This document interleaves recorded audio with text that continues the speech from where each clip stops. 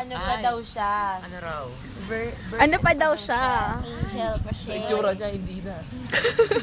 Oy, hindi ako nagsabi niyan. Ay, sabihin ko, hindi ako nagsabi. Rainier yun. Good luck. Ay, Nay, naniniwala ka virgin pa yan? Yung sa mukha niya, virgin pa yan? Hindi, ang tanong saan? Baka sa butas ng pimples. Sa ilong mo. Saan doon? Wow, sex agad ang inisip. Hindi pa nga alam kung totoong virgin o hindi. Di ba? Ano pa lang, di ba? Ay, yung mga hindi sumama. Hindi virgin. Sige.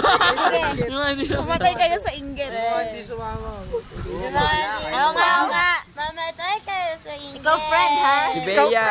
Ikaw friend, ha? Ang hindi sumama, hindi virgin. Sana mapanood Si Bea. Ilagay na sa YouTube yan. Video yan? Oo.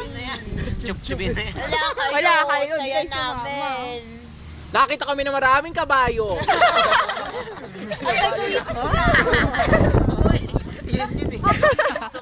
Nag-uwi na raw. Hoy, hindi ka na inaasal dyan. Dapat magpunta ka dun sa, sa horseback riding. Oh, I believe. Ay, naku, friend. Sayang. Wala ka. Bea, wala ka. Kainis. Andito yung family nyo. Kaso nga lang, pagka nagdito ka, Hinangin ka na to. Baka, hindi ka na. Nandun ka na. Ay, lagyan na ng tali si Bea. Pwede ang gawin saranggola. Saranggola. Pwede mo, papanood niya.